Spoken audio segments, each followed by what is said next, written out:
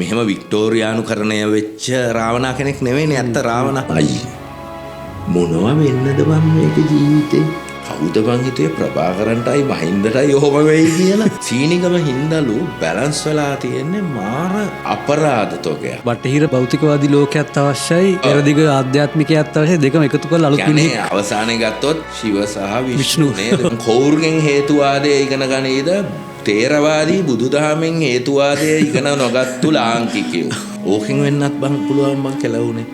ඒක කියන්නේ පැවැත්මනේ. ඔව් ඒක නිදාගෙන ඉන්න කන්නේ බල්ලකාවට අබ් වෙලා තියෙන. නොසිතු දේම වේ සිතු දේම වේ.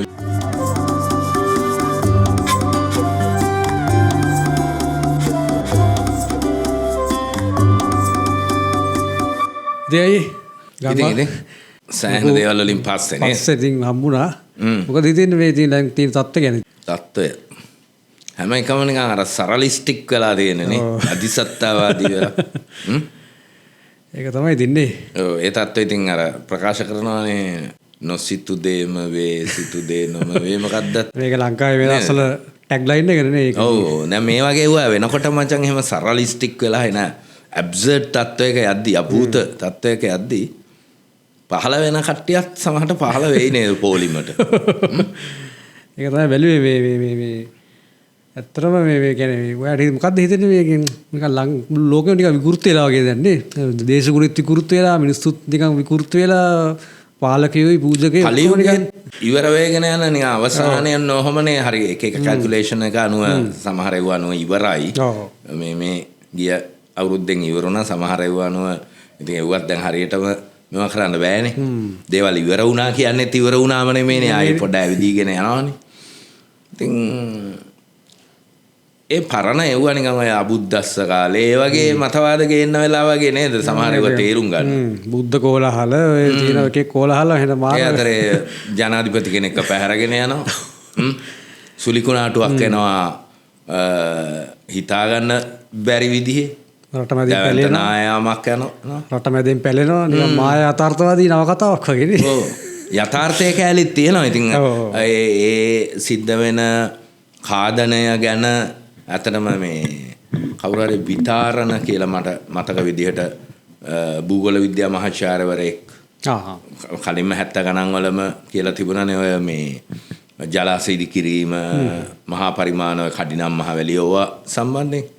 දැන් අපි එහෙම කොහොම අල්ලන්න ගත්තත් සිද්ධ වෙන දේවල් හරීම මේ අභූත රූපී නේද? ඇබ්සර්ඩ් කියලා කියන්නේ. නියමනේ කලපුවක තටු සැලුවහම සමනලෙක් මෙහෙ සිද්ධ වෙන ඒවා. අර මහා වියවුල් න්‍යාය කියලා වරලා කියන්නේ කේෝස් තියරි කියලා. දේශගුණේ හින්දාම මේක ඇති වෙන්නේ. මිනිස්සුන්ගේ ක්‍රියාකාරීත්වයත් ඇත්තටම කේෝස් එකකට ගිහිල්ලා නේද? ඔව් ඒ වගේ තමයි කියන්නේ ඒක මම හිතන්නේ මේ අපිට කේෝටික් වගේ පෙරුණාට මම හිතන්නේ මේක සබාධාම සමතුලිත වීමක් තමයි වෙන්නේ වගේ මට නම් හිතෙන්නේ නිකන් අපිට දැන් මේ මොහොතේ අපිට තේරුම් ගන්න බැරි හින්දානේ අපි වියවුලක් කියලා ගන්න ස්වභාවයකට ඔක වියවුලක් නෑ මං හිතන්නේ නේ. ඒකනේ තියා සංකල්ප දෙකකුත් තියෙන ශිව සහ විෂ්ණු.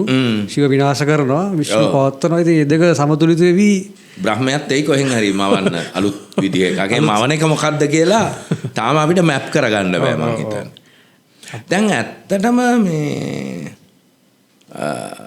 මේ වගේ වුණා ඕන තරම් වෙන්නේ නැතිනේ. දැන් ඔය යංගර් ඩ්‍රයර්ස් ගැන කතා කරනවා. ඊළඟට මහා හිම යුගය, කුඩා හිම යුගය. මහා ජල ගැල්මක් ආවා කියන එක ගොඩක් තියෙනවා. ජල ගැල්ම. ඊළඟට රාවණ කෝට්ටේ මුහුදේ ගිලෙන එක, ඇට්ලාන්ටිසයේ ගිලෙන එක, කුමාරි කන්දම් මහද්වීපය. ඉතින් දැන් හිමාල කන්ද හැදුනේ අප්‍රිකාවේ ඉඳලා ගලා මේ පාවෙලා ආපු ඉන්දියානු භූතැටිය හැපිච්ච ප්‍රෙෂර් එකට නම් මේ දැන් වෙන ඒවා මොනවද එහෙම බැලුවොත් නේද? ඒක තමයි. දැන් හිමාලයෙන් හමුණා කියනනේ මේ මත්ස්‍යයන්ගේ පොසිල හමු වෙලා තියෙනවා. ඒකෙන් අපිට හිතා ගන්න පුළුවන් මොන වගේ දේවල් වෙලා තියෙනවද කියලා තින්නේ. මම හිතන්නේ මේ හරිම මිනිස්සු ගැන දැක්කහම නිකන් මේ තියෙන තත්ත්වෙත් එක්ක මේ දේශපාලනික තත්ත්ව මිනිස්සුන්ගේ හැසිරීම නිකන් හරිම ආතතියකින් ඉන්න මිනිස්සුනේ විශේෂයෙන් ලංකාවේ මිනිස්සු. මම කියන්නේ මේ ආතතිය මම දකින්න නිකන් ඔය දැන් මිනිස්සු බලාපොරොත්තු වෙනවා රාවණා කෙනෙක් නැගිටලා නිදාගෙන ඉන්නවා තාම රාවණා නැගිටලා කවදා හරි ලංකාව හදයි කියලා හිතාගෙන ඉන්නවා. ආයි දියසෙන් කෙනෙක් ඇවිල්ලා ලංකාව හදයි කියලා බලාපොරොත්තු වෙනවා. ඔය වගේ ගොඩක් කතන්දර කියනවනේ ඉතින්. ඒ කතන්දර වලින් කියන්නේ මේ ලංකාවේ මිනිස්සුන්ගේ දැන් මෝසෙස් ගැන හැමදාම තමන්ව ගලවා ගන්න කෙනෙක් එයි කියන එකක්. ඒ අසරණකමද? ඔව් නේද? තමන්ට උට්ටානේ නැති වුනහම දැන් මෙහෙමයි උට්ටානේ කියන එකත් ඉතින් මිනිස්සුන්ට කන්ටිනියු තියෙන්නේ නැහනේ. හරි. හිතේ දැඩිව අරමුණක් දරාගෙන ඒ වෙනුවෙන් උත්සාහ කරන එක. හරි. ඡන්ද වීරය විමර්ශාවට ආපු ගමන් අපිට හිතනවානේ මේ කරන ඒවා කොච්චර උනා වැඩක් නැහැ. ඒ වගේ කිසි ප්‍රතිඵලයක් නැහැ. එතකොට මිනිස්සුන්ට ඕනේ නේද අර වගේ උතෝපියානු සංකල්පයක් ඕනේ දියසෙන්. හරි. දියසෙන් ඉතින් සම්බාලා පුරවරේන්නේ මෙහෙට ඇත්තටම දියසෙන් සංකල්පයේ මුණින් ඇවිල්ලා තියෙන ඔය කෝට්ටේ යුගයේදී. එතකොට රාවණා. හරි. අපිට අතීතයේ ස්වර්ණමය යුගයක් තිබුණා හරි. නැත්නම් අතීතයේ හිටියා මෙහෙම මහා ප්‍රතාපවත් කෙනෙක් කියන එක. රාවණා කියන මට තියෙන අවුල මේකයි. දැන් රාවණාවත් මේ වික්ටෝරියානුකරණය කරලානේ තියෙන්නේ. ඒක තමයි. එතනයි ප්‍රශ්නේ. රාවණා කියන්නේ ශිවලිංග පුදපු. හරි. ශිව භක්තිකයෙක්නේ. ඊළඟට දැන් ඉන්දියාවේ ගත්තොත් බින්දියා කඳුවැටියෙන් පහළ දකුණේ ගෝත්‍ර හුඟක් සහ තව මේ ගෝත්‍රික මට්ටමින් උඩට ගිය ජන කොටස් විශේෂයෙන් ආදිවාසීන් කියලා කියන්නේ ඉන්දියාවේ හිටපු ස්වදේශික ඔය හන්ටර් ගැදරර්ස්ලා මේ අර දඩයම් කරුවන් මොකද්ද කියලා වරලානේ ඒගොල්ලන් හඳුන්වන්නේ කියන්නේ පළවැල එකතු කරන දඩයම් කරන ඒ කොටස් වල ආදි ජනයාගේ දේවතාවෙක් හැටියට නේ ආව ගන්නෙ. දැන් උතුරු ඉන්දියාවේ වින්ධ්‍යා කඳුවැටියෙන් උඩ රාවණගේ පිළිමෙට ගිනි තිබ්බට ඒගොල්ලෝ ගිනි තියන්නේ නැහැ. අර මීගමුවේ ගැහණු අය අඬන්නේ ඔප්පාරිය කියලා වරලා මේ මලගෙවල් වල. ඒ වගේ රාවණ වෙනෙන් දුක් වෙන අඬන චාරිත්‍ර ගොඩක් ආදිවාසීන් අතර තියෙනවා. ඒවා මේ මහා සංස්කෘතිය වලට පාව ඇවිල්ලා තියෙනවා. දැන් අනිත් පැත්තේ දැන් රාවණව මේකේ අරගෙන තියෙන්නේ දැන් මේ රාවණ කතාවේ තියෙන යටි පෙළවල් මුකුත් ගන්නෙ නැතුව අර වාල්මීකි ලියපු රාමායනයේ තියෙන සරල කතන්දරේ දැන් රාමායන ලියලා තියෙන වාල්මීකි විතරක් නෙවෙයි කම්බන් ලියලා තියෙනවා එක ජෛන රාමායනයේ තියෙනවා බාල රාමායනය රාමායන වර්ෂන්ස් තියෙනවා මං හිතන්නේ 20 ගානකට විතර කිට්ටු වෙන්න. තුල්සිදාස් තියෙනවා. ඔව් තුල්සිදාස්ගේ එක තියෙනවා. තුල්සිදාස්ගේ ඉතාලම දියුණු එකක් නේ මාර කාව්‍යමය ඊළඟට දාර්ශනික ප්‍රවේශයක් තියෙන එකක් නේ. මේවා මුකුත් දන්නේ නැතුව රාවණගේ කතන්දරය කියලා වරලා අර මහදන මුත්තගේ කතන්දරය වගේ කියපු එකකට ඔය වර්ග පූර්ණිකා දැන් වර්ග පූර්ණිකාත් ග්‍රන්ථයක් හැටියට නැහැනේ. ඇත්තටම අතුරුදහන් වෙලා එකක් නේ. තමන්ගේ ඔළුවල තියෙන හිතලුයි එක එක ඩොට්ස් යා කරලා අපි හැමෝම ඩොට්ස් යා කරනවා. හදාගත්තු එකක් අර හෙළ යක්ක මතවාදෙත් එක්ක. ඇත්තට ඒ යකුන්ගේ මතවාදේ තියෙන බයි ගතියවත් අනිත් පැත්තෙන් ඒකේ තියෙන මේ පටු දූපත් ස්වරූපයවත් රාවණගේ ඇත්ත මේක ඇතුලේ අපිට දකින්න නැහැනේ. මෙහෙම වික්ටෝරියානුකරණය වෙච්ච රාවණා කෙනෙක් නෙවෙයිනේ ඇත්ත රාවණා. හරි. රාවණා කියන්නේ පුද්ගලයෙක් වුණත් අපේ ඉමේජරි එකක් වුණත් එහෙමත් නැත්නම් පරම්පරාවක් වුණත් ඒ යම් පෙළපත් නාමයක් එක්ක කුමනාකාරයෙන් හොද ප්‍රාග් ඉතිහාසයට අයිති අපි මෙතෙක් ගවේෂණය නොකළ ඒ නිසා ආටිෆැක්ට් අපිට හම්බෙලා නැති පුරාවිද්‍යාව ඇතුලේ ඒ රාවණා කියන්නේ ඇත්තටම දැනට හම්බ වෙච්ච ඒවා අනුවත් අබ්බෝව මරදන් මඩුව සංස්කෘතිය ඇතුලේ හමු වෙලා තියෙන දේවල් මේවා ඇතුලේ අපිට පේනවන්නේ මේ ඊටාම නිදහස්කාමී වෙන චරිතයක් කියන එක තමයි.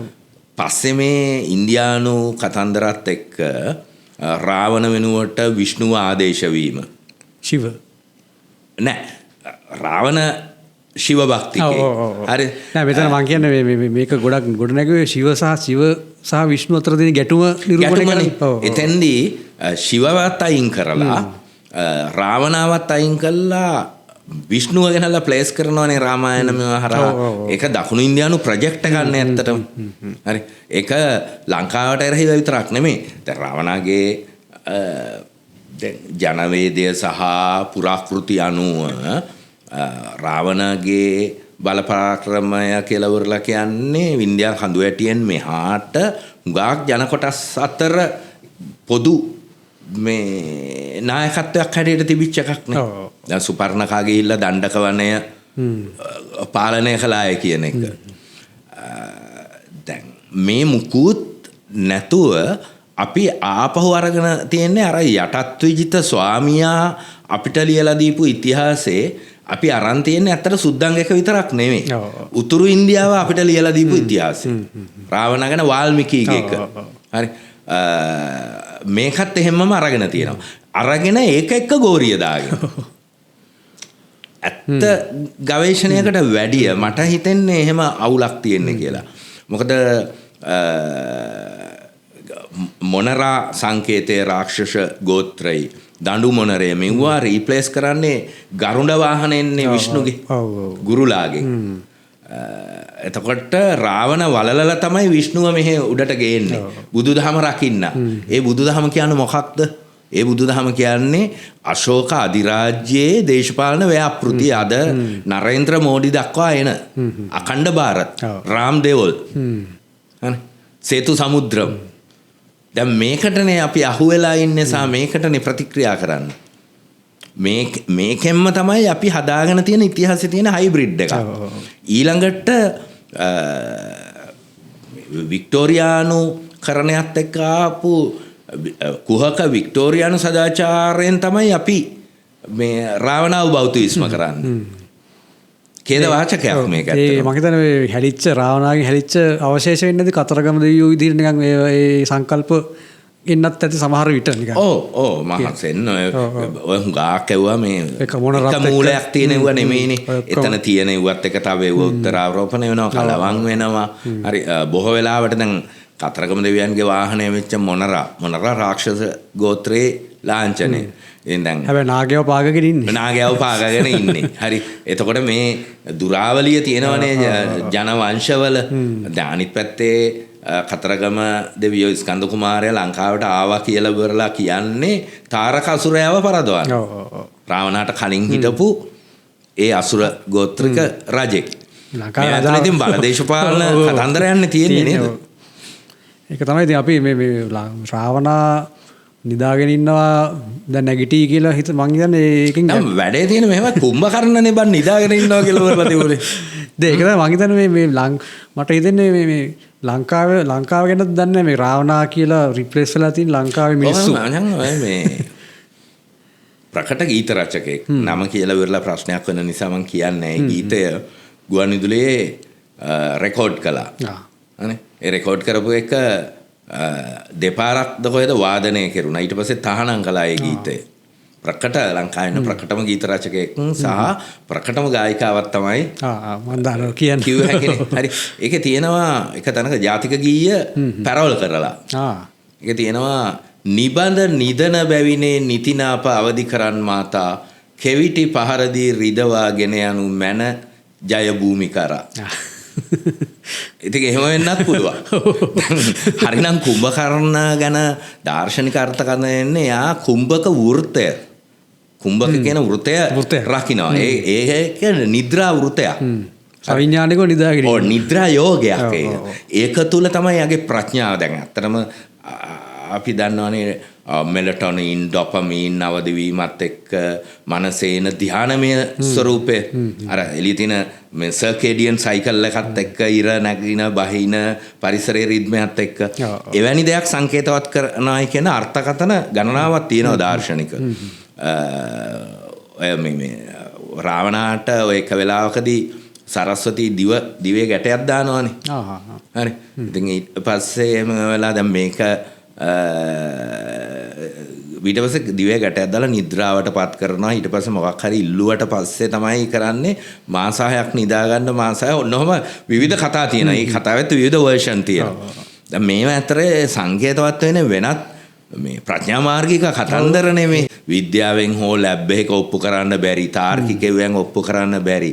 මොකද ඇත්තටම මනුෂ්‍ය යථාර්ථය කියලා වරලා කියන්නේ ලැබ් එකක පරීක්ෂා කරන්න පුළුවන් දෙයක්. ජීවිතයේ යථාර්ථය තර්ක හේතු වචන වලින් ගන්න පුළුවන් දෙයක් නෙමෙයි. අපි ජීවත් වෙලා තියෙන ඕනේ මිනිස්සෙක්, ප්‍රේම කරලා තියෙන මනුස්ස සම්බන්ධකම් ඇතුලේ අත්දකින්නවනේ මේක. මේකට භාෂාවක් නැහැනේ. මේකට තියෙන සමහරවට සාහිත්‍ය, කලාව, සමහරට නැටුම වෙන්න පුළුවන්. ඒ භාෂාව කේන්ද්‍රීය නොවිච්ච කෙනෙක් තමන්ගේ නර්තනය හරහා පෙන්වනවා වෙන්න පුළුවන්. මම කියන්නේ මේ වන්නන් නටනවා වගේ මොකක් හරි අනුකරණය කරන එක නෙවෙයි. තමන්ගේ එක්ස්ප්‍රෙෂන් එක. සමහරට ඒක ක්ලබ් එක කරන එක වෙන්න පුළුවන්. ඒ රිද්මේ ඇතුලේ ඒක භාෂාවක්නේ. තමන්ගේ ප්‍රකාශනයක් ඒකේ තියෙනවා.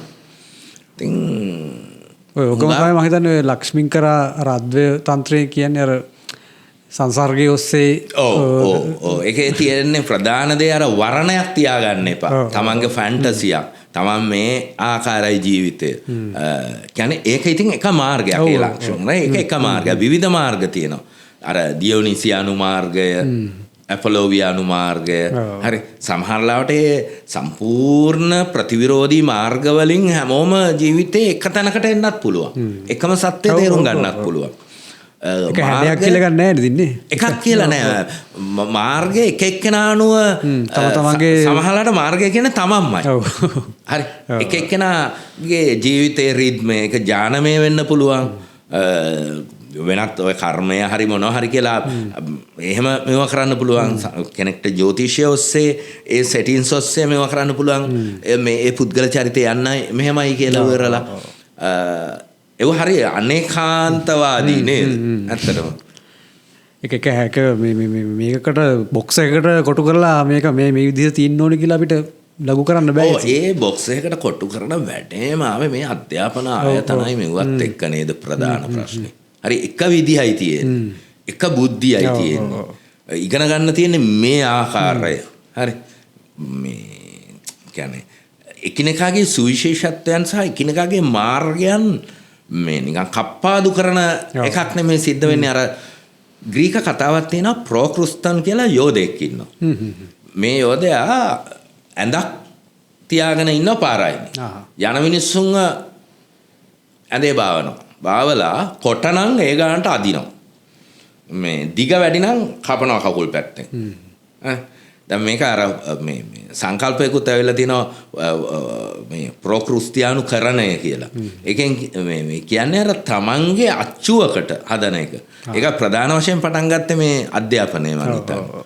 දැන් හැම ළමයාම එක විදිහට දැන් නම් ඒක බටහිරදි කතා වෙනවා නියුරෝ ඩයිවර්සිටි, නියුරෝ ඩයිවර්ජන්ස් විවිධත්වය පිළිබඳ කතන්දරයක්. එක එක්කෙනාගේ බ්‍රේන් හાર્ඩ්වයර් වෙලා තියෙන ආකාරය ඒක වෙනස් කියලා. ඉතින් ඇත්තටම හැමෝටම එකම විදිහට ට්‍රීට් කරන ආකාරයක්. සත්‍ය හොයාගන්න තියෙන එකම විදියයි. එකම සත්‍යයයි තියෙන්නේ. එකම සත්‍යයකට විවිධ මාර්ග වලින් එන්නත් පුළුවන් මිනිස්සු. ඔව් එකම සත්‍ය එකම මාර්ගය යන මිනිස්සු විවිධ වූ සත්‍යයන් හොයාගන්නත් පුළුවන්. ලෝකේ හරි සංකීර්ණ වෙනස් තැනක් නේද? ඒක එක සත්‍යයක් කියලා ගන්නෑ. මං හිතන්නේ මේ අර නිකන් වීදුරු බෝලයක් වගේ එකක් තමයි නේ. නිකන් අර ප්‍රිස්මයක් වගේ එකක් තමයි මට. එක විදිහට පේන්නේ. අර මේ ඔය රාවණාගේ කතාව මම හිතුවේ මේ දැන් ඔය නිදාගෙන ඉන්නවා. දැන් ළඟදී නැගිටිනවා මොකක් හරි සීන් එකක් නිවුස් එකක් තියෙනවා. ඔව් නෑ ඔය හැමදාම කියනවනේ දැන් අවුරුද්දක් පටන් ගන්නකොට හැමදාම රාවණා නැගිටින්න ඔහම ප්‍රවෘත්ති ටික එනවා. ටීසර් ගහනවා මචං. ඉතින් මේ මං හිතන්නේ ඔය ලංකාවේ ඔයක නිකන් කල්පනා කරලා බැලුවා මෙතන මේ හැමදාම ලංකාවේ මේ රාවණා නැගිටිනවා කියලා කියනවා. ඉතින් මේ ඇත්තටම නිදාගෙන මේ ලංකාවේ මිනිස්සු ටික තමයි නැගිටින්න ඕනි කියලා කියන්නේ. නිදාගෙන ඉන්න මේ ලංකාවේ නිදාගෙන ඉන්න එකේ සංකේතය තමයි රාවණා නිදාගෙන ඉන්නවා කියලා කියන්නේ ඔය නේ. හැමදාම නැගිටින්නේ නැහැ නිදාගෙනම ඉන්නේ ඉතින්. ඉතින් මේ ඔය ලංකාවේ ඉතින් අර ඔයකට තව කතාවක් තියෙනවා මේකට සම්බන්ධ කරන්න පුළුවන් මේ විභීෂණ රාවණාගේ සහෝදරයනේ විභීෂණ. එතකොට රාමට සපෝට් කරනවානේ මේ රාවණා අපරද්දන්න. ඔව්. එතකොට ඒකට යුද්ධෙන් පස්සේ රාම හම්බෙන්න ගිහිල්ලා රාමට ආරාධනාවක් කරාලු මේ ලංකාවට ඇවිල්ලා පාලනය කරන්න මාත් එක්ක එකතු වෙලා කරන්න කියලා. ඒකට රාම කිව්වලු මම ඕන දෙයක් දෙන්න. හැබැයි ඒක කරන්න බෑ මට.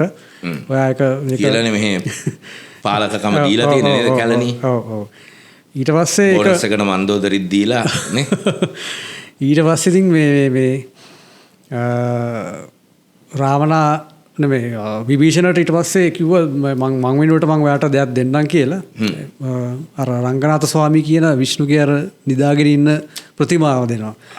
අර මේ කිරිමුද කලම්බන වෙලාවේ නිදාගෙන ඉන්න ඒ වෙලාවේනේ අර නැබෙම් නෙළුම් මලක් ඇවිල්ලා ලක්ෂ්මී එහෙම වෙන්නේ නේද? පద్මනාභ ස්වාමී කියලා කියන්නේ. එතකොට මේක මේ ඒ ප්‍රතිමාව ලබා දෙනවලු. ඒතර ඕක යා පිටේ තියාගෙන ඔලුවට තියාගෙන යනවලු. ඕකෙන් වෙන්නත් බං පුළුවන් බං කෙලවුනේ. ඒක කියන්නේ පැවැත්මනේ. ඔව් ඒක නිදාගෙන ඉන්න කන්නේ බල්ලක්කාවට අබ් වෙලා තියෙන්නේ. නෑ ඒක ඒ ප්‍රතිමාවේ කියන්නේ unmanifested universe කියන සංකල්පයෙන් කියන අප්‍රකාශිත මේ විශ්වය කියන එකනේ. ඉතින් ඒක ඇත්තටම තේරුම් ගත්තා නම් ඉතින් මේක මේ මෙහෙම වෙන්නෙත් නෑ ඉතින්. මම කියන්නේ ඒක ඒක මචං දාර්ශනික සංකල්ප එහෙම කොස්මොලොජිකලි තේරුම් ගැනීමේ හැකියාව මං හිතන්නේ ඔය මහසෙන්ලගේ කාලයෙන් පස්සේ ඉවර වුණා. මේ අන්තිමට විශේෂයෙන් ජේතවන ඒ හිටපු අර තාන්ත්‍රික වජ්‍රයානික සහජයානික කොටස් මහසෙන්ගේ කාලේ අල්ලගෙන ඉන්න පුළුවන් වුණා. හරි. ඊට පස්සේ මේ ගවර්නගේ මේ පාලනයෙන් පස්සේ පරාජයටපත් වුණානේ ඇත්තටම. ඊට පස්සේ දඹදෙනියට එනකොට ඉතින් ඉවරයිනේ. ඉතින් පෙදෙන් බුදුසිරිත වනන තැනට එනවනේ ඇත්තටම.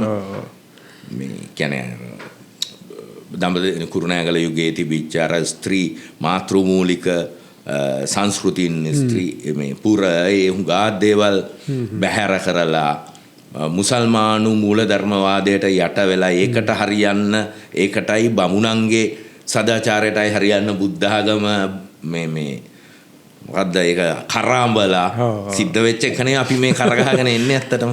ඒක තමයි ඉතින්. වැඩේ තියෙන යක්කු මචං රාවණාව කරාඹලා තියෙන්නේ. වික්ටෝරියන් එකට අනුව. ඔව් දැන් යක්කු ටික ඔක්කොම වෙනස්සලානේ තියෙන්නේ ඉතින්.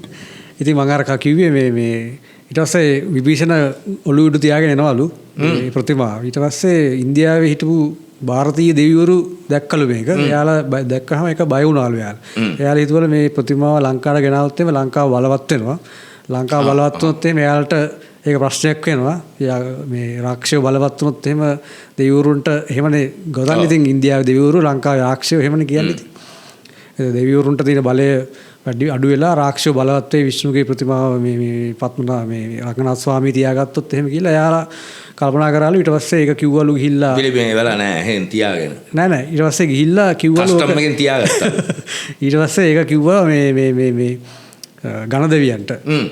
ඥානෙ තික ඔය ඥානෙ සහ මොකක් වෙයිද කියලා හොඳට බලන්න පුළුවන්. ඥානෙ සහ මේ ප්‍රශ්නකාරී බව බාධක වලට අධිපති කියලා කියන්නේ ඉතින් කලින් ඔක ගේන කලින් රාම කිව්වලු මේක ලංකාවට ගෙනියනකම් කොහෙවත් බිම තියන්න එපා. ගෙනියනකම්ම ඔලුවට තියාගෙන යන්න කියලා. ඉතින් ඊට පස්සේ අයියේ මේ ගණේෂ් ගපුළු කොල්ලෙක්ගේ ස්වරූපයෙන් විභීෂණින් තනට ආවලු. ඊට පස්සේ මේ දැන් අවස්වලා විභීෂණට තමන්ගේ අර එයාගේ තියෙන අවස වන්දනාමාන පූජා කටයුතු කරගන්නත් ඕන වෙලා තිබ්බලු. ඔය මං හිතන්නේ නිකුම්බලා පූජාවම තමයි ඒක. ඔව්. ඊට පස්සේ මෙයා ප්‍රතිමාව බිමින් තියන්නත් බෑලු. දැන් අර බිමින් තියන්න එපා කියලා කිව්වනේ ලංකාවට ගෙනියනකම්. දැන් අර ගණේෂ් ගණදෙවියෝ ඇවිල්ලා ඉන්නවා මේ ගොපළු කොල්ලෙක්ගේ ස්වරූපයෙන්. මෙයා විභීෂණ ගොපළු කොල්ලට කිව්වලු පොඩ්ඩකට ඇවිල්ලා මේ ප්‍රතිමාව උස්සගෙන ඉන්න ඔලුව උඩ තියාගෙන ඉන්න මම පොඩ්ඩක් ගිහිල්ලා පූජාවක් කරලා වන්දනාමාන කරලා හවස එන්නම් කියලා කිව්වලු. ඒතර ගොපළු කොල්ලා තා කියලා බරගත්තලු. හැබැයි අර කොල්ලා කිව්වලු මේ මගේ ස්වාමියා ටිකක් සැරයි මේ යා කතා කරොත් මට යන්න වෙනවා කියලා. ඊට පස්සේ මේ විභීෂණයකට කිව්වලු මේ කමන්නේ මට මේ මගේ නම තුන් පාරක් ඇහෙන්න කියන්න මම එතකොට එනවා කොහේ හිටියත් මට ඒක කියන්න කියලා කිව්වලු. ඉතින් විභීෂණ ගියාලු. ඊට පස්සේ අර කුපුළු කොල්ලා කියන්නේ ගණේෂ් ඊට පස්සේ හිමීට නම තුන් පාරක් කියලා නිකන් කොඳුරන්න වගේ කියලා මේ හිමීට ප්‍රතිමාව මේ බිමින් තියෙන මාරුණාලු. ඒක අර බොරුවට කතා කරන්න ඕනි කියන පොරොන්දුන් හින්දා කතා කරා හිමීට විවිධ තිබ්බ ගමන් ප්‍රතිමාව එතනම ගල්ුණාලු. ගල් වෙලා තිබ්බලු. ඊට පස්සේ විභීෂණ ආවට පස්සේ යාට මාර කොට දුක් හිතුණාලු. මේ රංගනාථ ඒ වෙලාවෙ කිව්වලු ප්‍රතිමාව දුක් වෙන්න එපා මම හැම වෙලේම ලංකාව දිහා බලාගෙන ඉන්න ඔයාලගේ දේශය දිහා බලාගෙන ඉන්නේ මම මෙහෙම බලාගෙන ඉන්න තාක්කල් මේ ලංකාවට කිසිම උපද්‍රවයක් වෙන්නේ නැහැ කියලා. ඉතින් අර පිළිමේ තිබ්බ ස්ථානය තමයි අද මේ ශ්‍රී රංගම් කියලා ඉන්දියාවේ හඳුන්වන්නේ දකුණු ඉන්දියාවේ. එතන මේ ශ්‍රී රංගනාථ ස්වාමී කියලා දෙවොල කෝවිල් හදලා තියෙනවා. ඒ රංගනාථ ස්වාමී ප්‍රතිමාව තමයි එකම ප්‍රතිමාව දකුණු දිහා බලාගෙන ඉන්න ප්‍රතිමාව එකම මේ තියෙන. අනිත් ඔක්කොම මුහුණලා උතුර බලාගෙන අනිත් පැය දිශාව බලාගෙන මේක එයා කියන්නේ මේ ශ්‍රී රංගනාථට ලංකාව දිහා බලාගෙන ඉන්න ඕනි විදිහටලු එක පිහිටලා තියෙනවා. ඊට පස්සේ ඕක 1970 හරි ඔය ගණන් වල මම හිතන්නේ එතන අර මේකට ගෝපුරම් කියලා හදන්නේ අර ඒ ගෝපුරමක් හදලා ඒක එයාගේ එතන දකුණෙන් මේක වැහුවලු. වැහුවට පස්සේ මෙහෙට බැල්ම වැටෙන එක නැති වුණාලු. එතනින් පස්සෙලු ඉන්දියාවේ ජනප්‍රදාල කියන්නේ එයාලගේ මතවාද වලට අනුව ඉතින් එතනින් පස්සෙලු ලංකාවට කෙලවෙන්න පටන් ගත්තා. ඉතින් ওই යුද්ධාරමය පටන් අරගෙන ඔහොම එයාලගේ කියන කතාව ඒකදී මට හිතෙනවා නම් මචං කුවේණිගේ සාපේ. කුවේණිගේ සාපේ කියලාමයි හිතෙන්නේ ඇත්තටම. කියපුවා ඇත්තටම වෙලා තියෙනවනේ ඒ සාප කරපු ඒවා සාප 10ක්ද කොහෙද තියෙනවනේ. හරි. උඹලට නායකයෙක් නැති වෙන්න ඕනේ. හරි. උඹලගේ භූමිය කැඩිලා කෑල්වලට යන්න ඕනේ. කිනකා යන කොටා ගන්න ඕනේ. හරි. ඊළඟට මේ නායකයන්ට කිසිම දෙයක් කරන්න බැරි වෙන්න ඕනේ. ඉතින් පේනවනේ වැඩි. හරි. මේ කියන්නේ මේකට මචං මොකා ආවත් අයි කුවේණිගේ සාපේ ඇවිල්ලා ඉවරලා එහෙම කතන්දරයක් තියෙනව නේද ඒක? එහෙමත් කියනවා. ඉතින් මේ ඒක ඩාඩු ගානේ බං අර අච්චර මරු සීගිරි කාශ්‍යපට. ඔව්. උටත් කෙලෙව්වනේ. නේ කිසිම මේ ස්ටේබල් කෙනෙක් රජ කෙනෙක් ඇත්තටම අනුරාධපුර යුගයෙන් පස්සේ එහෙම එකක් අපිට දකින්න නැහැනේ. ඒක ඒ කියන්නේ එහෙමව තියනවාද? ඒ කියන්නේ ශාපාරමව තියනවාද? අයියා පිළිගන්නවද? ඔව් විද්‍යාත්මකව ඔප්පු කරන්න පුළුවන් එකක් නෑ. තාර්කිකවත් නැහැ. නමුත් මේ තාර්කිකව කියලා කියන්නේ අපි මේවා කරපු මචං අනුභූතික තර්කයනේ එදිනදා ජීවිතේ මේවා වෙන. බටහිර හේතුවාදීව නැත්නම් ඇරිස්ටෝටල්ගේ තර්ක ශාස්ත්‍රය ඔස්සේ නැත්නම් බටහිර විද්‍යාව ඔස්සේ අපි මේවා කරන එකක්නේ. බටහිර විද්‍යාව කියලා මම කියන්නේ අර සම්භාව්‍ය භෞතික විද්‍යාව.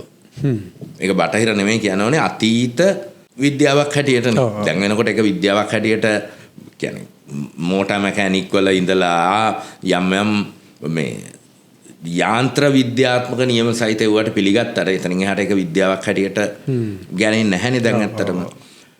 ඉතින්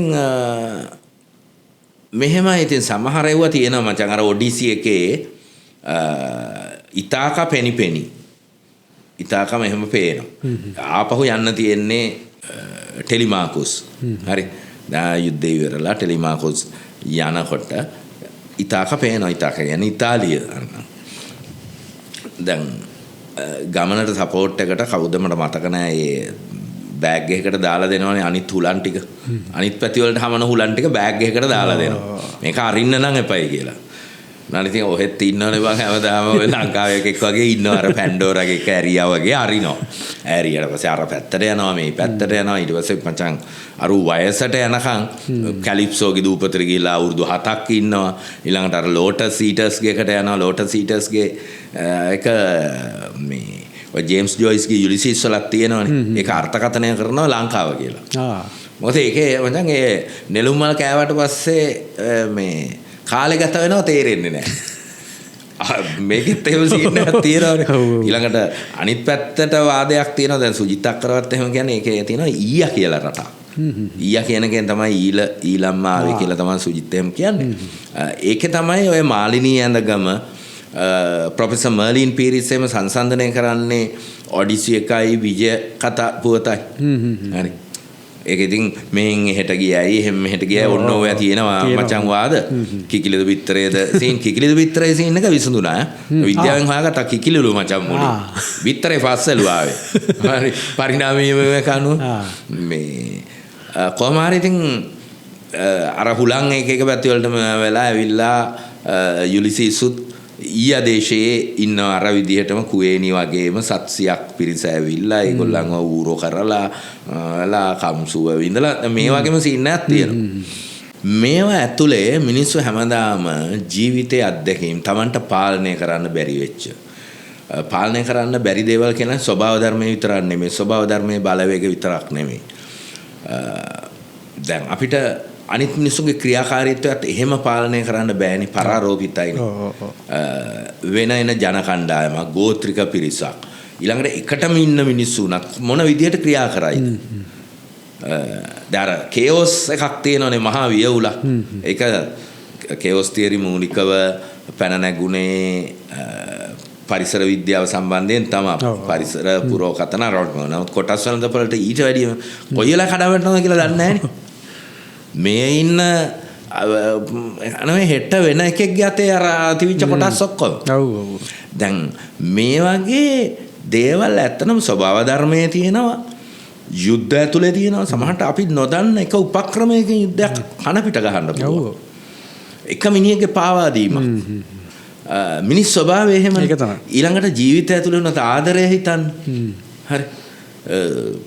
කියන්නේ සමහරට වෙන ගෑණියෙක්ගේ මිනිහෙක්ගේ අතර ඇති වෙන සම්බන්ධයක් මේ අහක යන සම්බන්ධයක් එක බැල්මකින් ජීවිත දැන් මෙවුවා ආදරය වෛරය අතර කෙස් ගහක දුරන්නේ කියන්නේ. මේවා තේරුම් ගන්න පුළුවන් ඇත්තට තාර්කිකව තේරුම් ගන්න පුළුවන්ද? උනාට පස්සේ අපි තර්ක දාලා පෝස්ට්මෝටම් දානවා. එවෙන් අපි විද්‍යාවක් හදාගන්න. මනෝ විශ්ලේෂණය ඇතුළත ඔක්කොම එහෙම තමයි අපි කරන්නේ කේස් ස්ටඩි එකක් ගිහිල්ලා. හැබැයි ඊළඟට වෙන යවුවා අර ඔක්කොම දැනුම තිබුණා.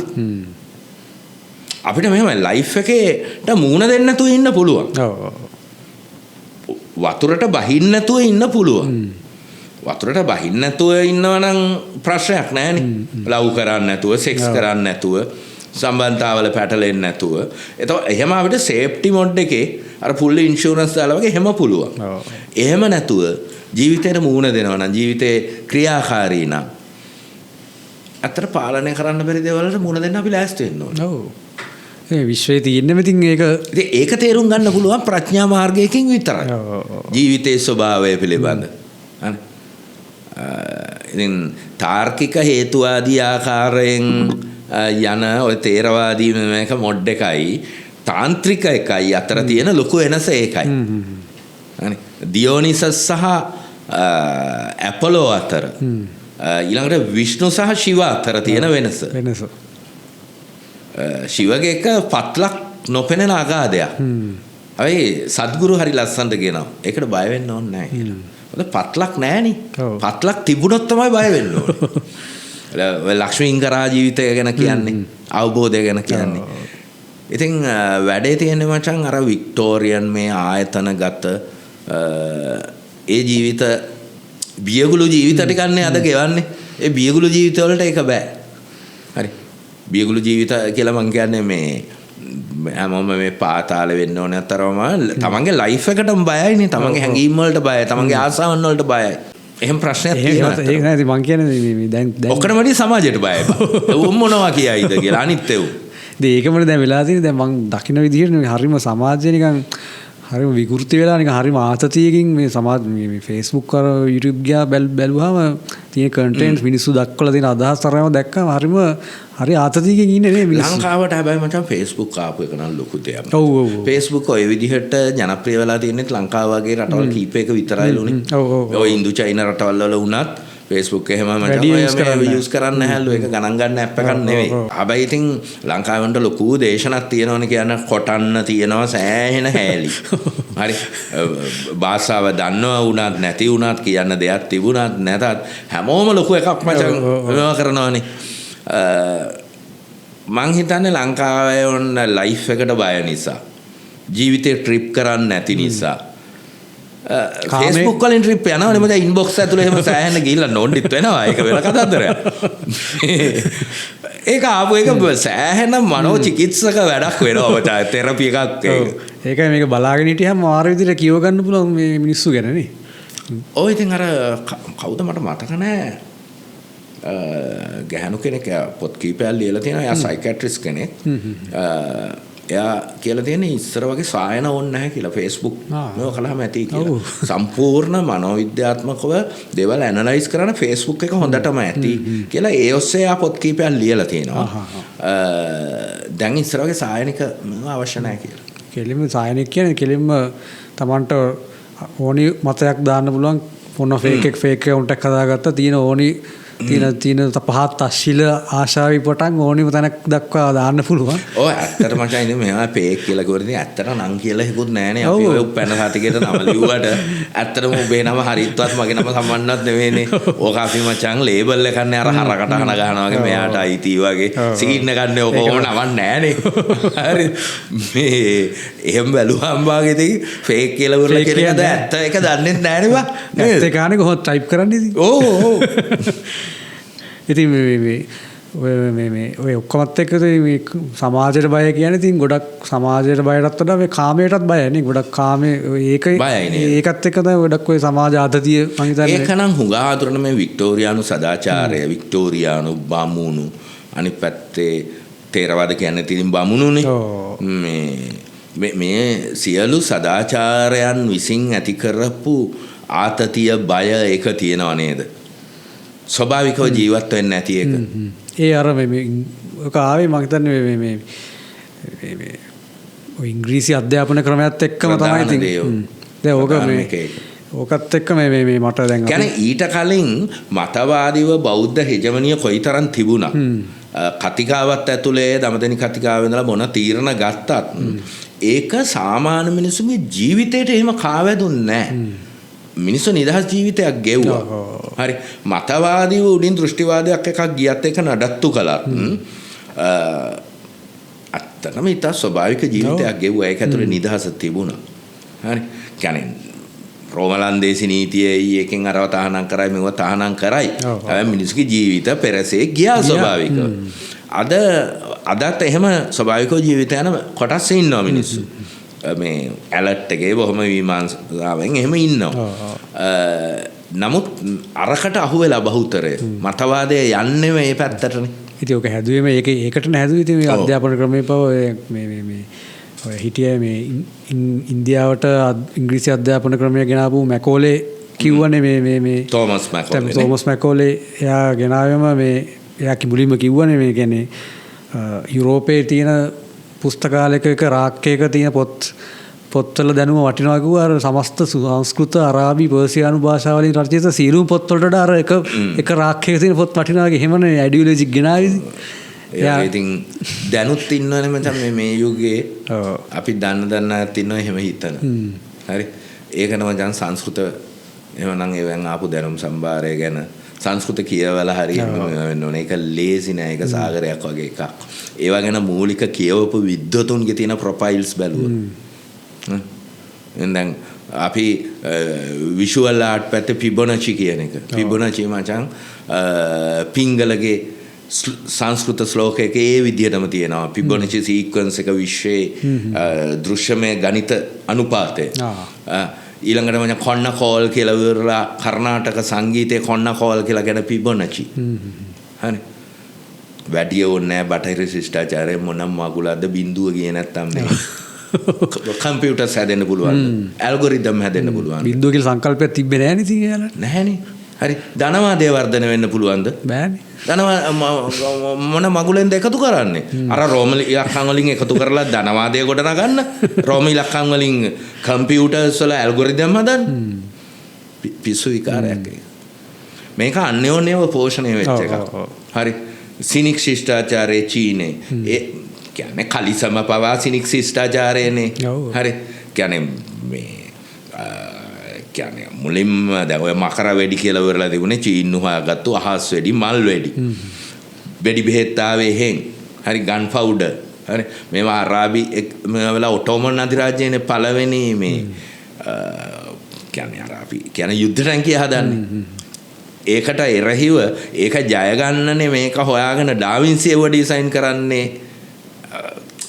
දැන් මෙහෙම ගත්තාම කියන්නේ බටහිර ශිෂ්ටාචාරයේ මූලික ආහාරයක් වෙච්ච ප්‍රධාන ආහාරයක් වෙච්ච මේ නූඩල්ස් වර්ග මේ ඔක්කොමත් යන්නේ හරිය. එහෙට මහමාරිය යන්නේ චීනෙන් තමයි. කරපොත්ත යන්නේත් එහෙන් තමයි. මෙහෙම තියෙනවා. ඉතින් මේක එහෙම මේ හොයන්න බෑ නේද? මුද්‍රණ ශිල්පයේ හිතන්නකො. හරි. ඉතින් ඉස්සර එක මේ පොතක් බයිබලයක් පිටපත් කරන්න ගෲප් එකක් අවුරුදු 3කට වැඩි යනවලු දෛනිකව වැඩ කරලා. චීනයේ මුද්‍රණ ශිල්පය යන්නේ. ඊට පස්සේ ගුටන්බර්ග් එක යාන්ත්‍රික විදියට කොපි ස්ටාර්ට්ක් ගාලා ගහන්න මෙවනවා. දැන් ඉස්සර කතන්දර පොතක් මේ කතන්දර සාප්පු තියෙනවා. ඒකට ගිහිල්ලා ඉවරලා පොතක් මේ ගන්නවා කියලා ඉවරලා කියන්නේ මේ ඉහළම ප්‍රභූ කෙනෙක්ට විතරයි. සාමාන්‍ය මිනිස්සුන්ට ගන්න බෑ. මේ කියන්නේ ඕඩර් කරලා අපි අර ඇඳුමක් මහනවා වගේ මෙෂර්මන්ට් දීලා Tamanට ඕනේ පොත කියලා ඉවරලා ඒ ටික වෙනම ඊට පස්සේ ශිල්පියෝ ධම්මලා ලියවනවා. මෙහෙ පුස්කොළ පොත් ලිව්වේ. ඒ වගේ විදිහක් ඇත්තට. ඉතින් ඇත්තටම මේ බටහිර අපි අර වෙන්නේ මේ අලුතෙන් හැම දැන් ඊළඟ පරම්පරාව දන්නේ නැහැනේ ඇත්තටම printing වල ආපු process එක. නැත්තම් වීඩියෝ මේවා කියන්නේ reel වලින් දලසේයා පාට වලින් ආපු එක. අඩු ගන්න U-matic බීටා හරහා මේ අද ඩිජිටල් කැමරා ඇතුලේ මේ පරපුර දන්නේ නැහනේ. හරි. දැනගන්න ඕනේ නැහැ හිස්ටරි දැනගන්න ඕනේ නැහැ කියලා අපි ගමුකෝ. දැන් වැඩ කරන්න ඒ ඔක්කොම දැනගෙන එහෙම තේරුමක් නැහැ. අපි අර හිස්ටරි වලට උගන්වුවොත් එහෙම මිස. දැන් ඒ වගේ ඉතින් දැන් අපිට මේ දැන් අපි ඉන්න මොහොතේ තියෙන සියලු දේවල් කඩේට ගියාම ගන්න තියෙන. දැන් අපිට පාවිච්චි කරන අද මේ අපි වැඩ කරන දේවල් ටික තමයි දේ කියලා ඉවරලා හිතනවා වගේ එකක් නේ මතවාද හැම එකම වෙලා තියෙන්නේ මේ.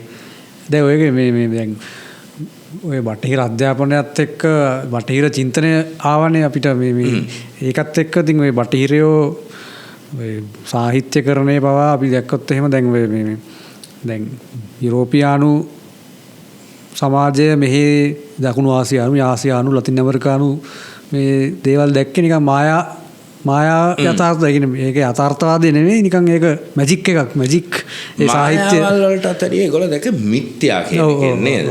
දැන් ප්‍රශ්නේ තියෙන්නේ මිත්‍යා කියන වචනයේ මිත් කියන එකේ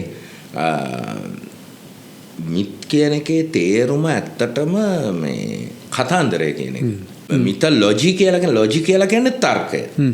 මිත් කියලා කියන්නේ කතාව කියන එක. කතාවකින් දෙයක් තර්කානුකූලව ඉදිරිපත් කරන එකට තමයි මිතොලොජි කියන මේක එන්නේ ග්‍රීක මේකේ. දැන් අපේ මිත්‍යා කියලා වරලා කියන එකයි එහෙ මිත් කියන එකයි දෙකක්. මෙහෙ මිත්‍යා දෘෂ්ටික හරි මොනවා හරි කියන එක.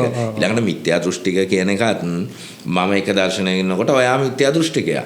හරි. ඔයා එක ඉන්නකොට ඔයාට අනුව මම මිත්‍යා දෘෂ්ටිකයා. මේක සාපේක්ෂ එකක් නේ.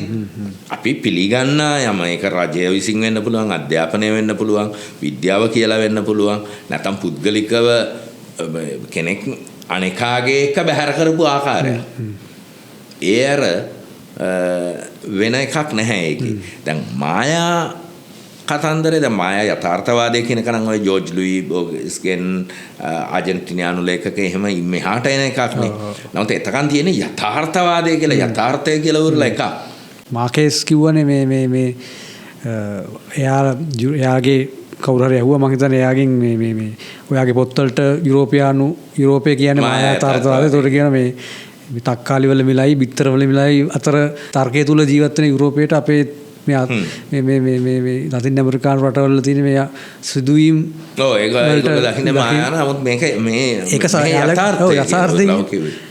ඉතින් ඒක තමයි මේ කියන්නේ මේ ඒ කියන්නේ යථාර්ථයන් එක යථාර්ථයක් කියලා දක්වන්න හදන එක මේ බලහත්කාරයෙන් ඔබන්න හදන එක. දැන් ඔය යථාර්ථවාදයේ ඉස්කෝලවල උගන්වලා පත්‍ර වලින් දෙසා බාලා.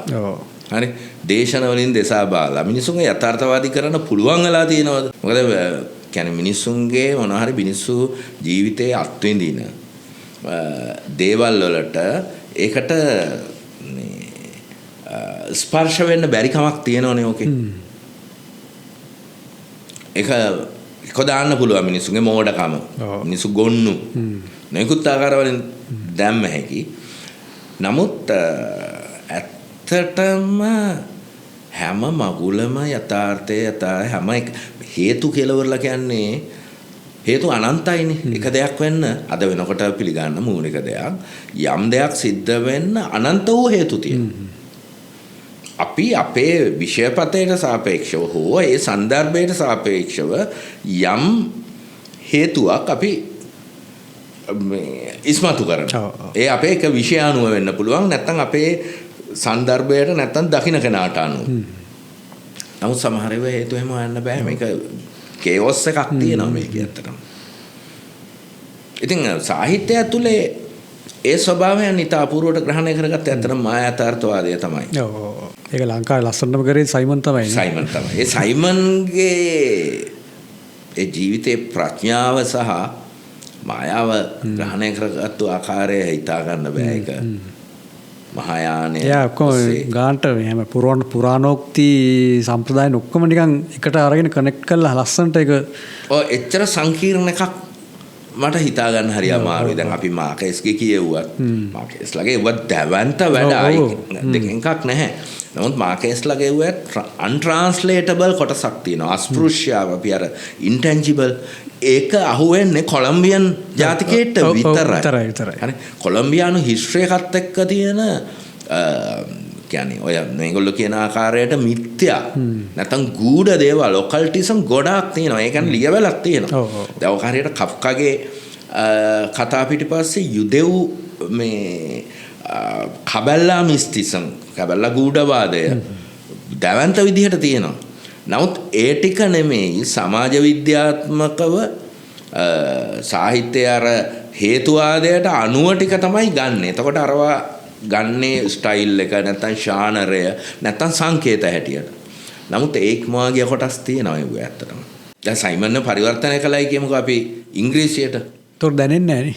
මං හිතන්නේ ඒ කියන්නේ මෙහෙ ඉන්න දැන් අපි සිංහල කතා කළාට අපි මේ ඇත්තටම අර හේතුවාදී බටහිර අධ්‍යාපනයේ ඒව ඔස්සේ ඇවිල්ලා මෙව වෙලා අපිටත් දැනෙන්නේ නැහැ නේ සිංහල කතා කළාට.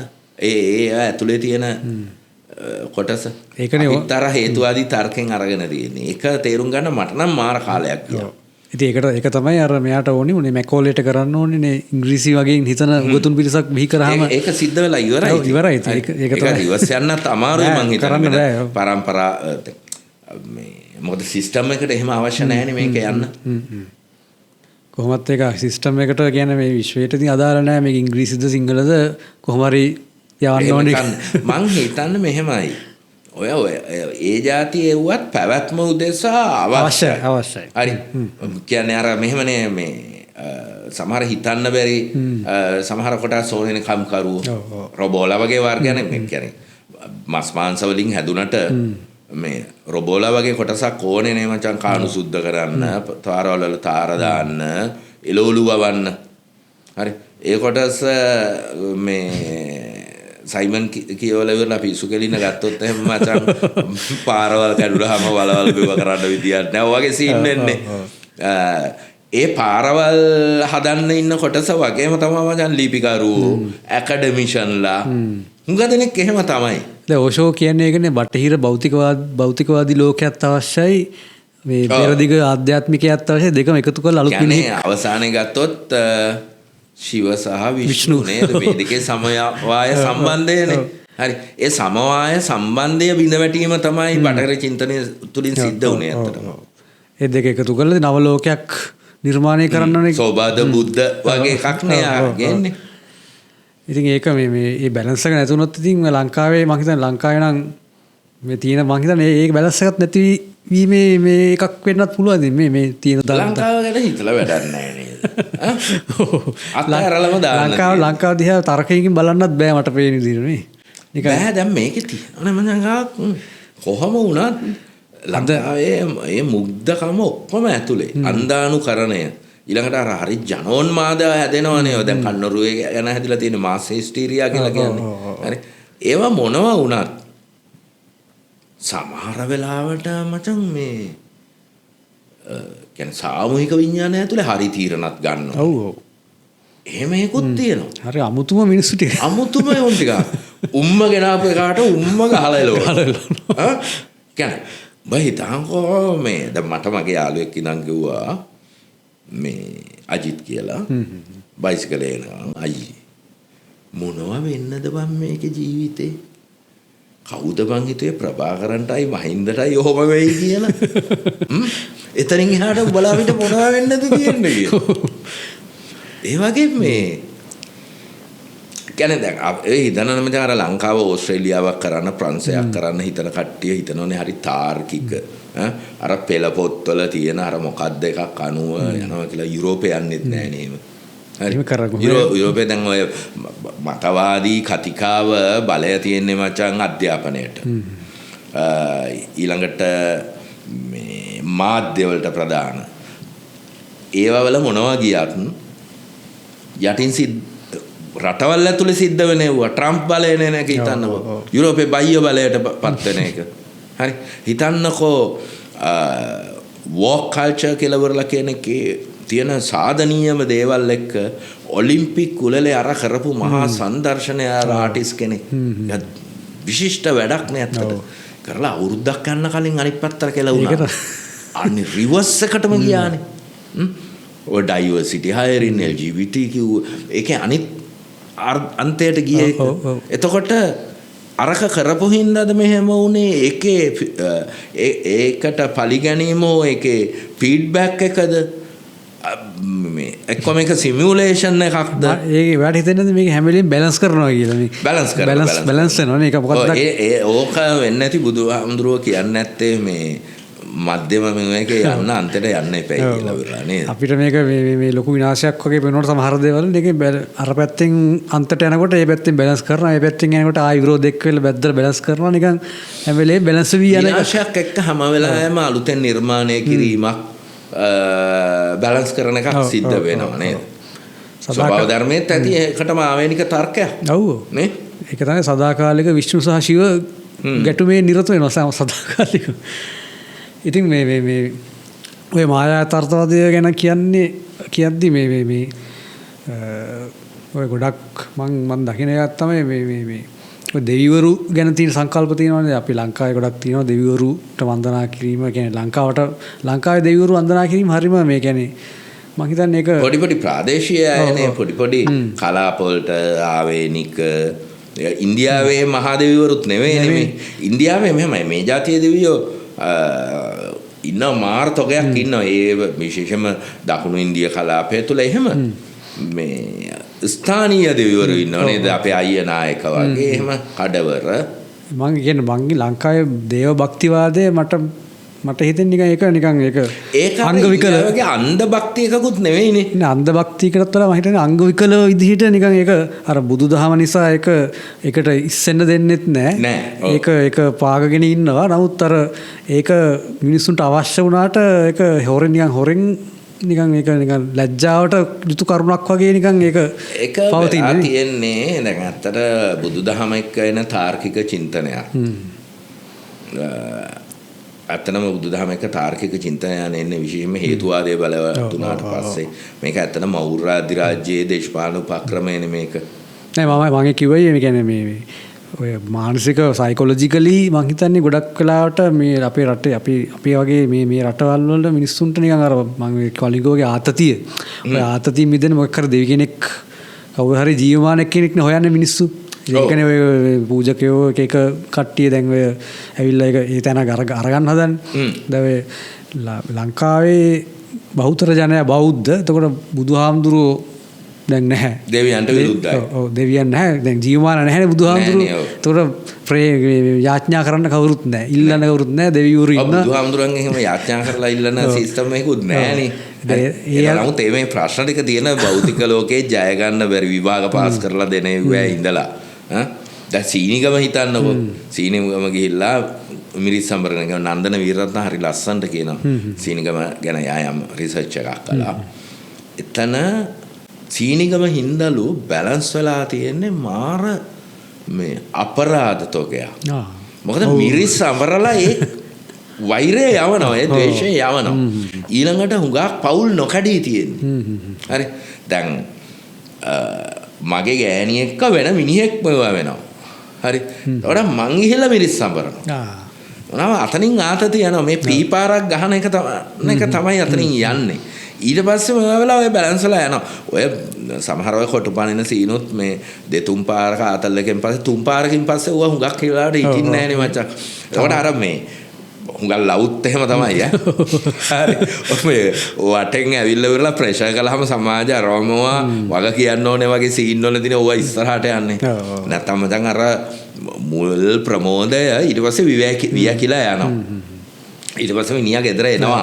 ගෑනිත් ගෙදර එනවා ඕක දරා ගන්න බැරි එක කාලයක් තියෙනවනේ එතෙන්දී හුඟක් මේ උසාවි වලට එන ප්‍රශ්න හුඟක් අඩු වෙලා තියෙන්නේ සීනිගම දේවාලේ ඉඳලා නන්දන එක හරි ලස්සන අපූර්වට කියනවා නන්දන තරම් හොඳට මට කියන්න බෑ. ඉතින් ඒවා ඇත්තටම පොඩි ක්ලිනික් නේ එක පැත්තක උසාවි විතරක් නෙමෙයි ඒවා ක්ලිනික් මනෝ චිකිත්සක සායන. මොකද දැන් ඉස්සර වගේ තොইলা නරන්නත් බෑනේ බා. ඒ පිළිගත්තු මිනිස්සුන්ට මධ්‍යම පන්තිකේන්ට ලැජ්ජයි. නමුත් අනිත් අයට තොইলাක් මම කරන්න ගියොත් දැන් පොඩි නෑනේ බං පැකේජ් එක මං හිතන්නේ මගුලකට යන වියදම විතර යනවා තොইলাක් කරන්න. හරි පොඩි ගණන් නෙවෙයි. එතකොට මේ වගේ පොඩි දේවල් වලින් තමයි මිනිස්සු තමන්ගේ සයිකොලොජිකලි අර රීකවර් වෙන්නේ කවුන්සලින් කෑල්ල වෙන්නේ. අනික ඔය දේවවාදී මිනිස්සු සාපේක්ෂව ගොඩක් සතුටින් ඉන්නවා මොකද සියල්ල දෙවියන්ට බාර දීලා ඉන්නේ. ඔව්. උඟක් ඒවා එහෙම ආතතිය සිය මොකක්වත් නැහැ මොකක් කර ප්‍රශ්නයක් අහුව දෙවියන් සතිපට්ඨානේ දාගෙන කෙලවගෙන තියෙන්නේ මචං. හරි. ඊට පස්සේ හිත වල තාර්කේව හරි. තර්කේ හදවතයි දෙකක්. හරි. ඇඟෙන් කියන එකයි. හරි. හැඟීම් වලින් කියන එකයි. හරි. බුදුදහමේ හේතුඵලවාදී ඔස්සේ මේ ටික කියලා තියෙනවා. නමුත් ඕක නෙමෙයි ඇඟෙන් කියන්නේ.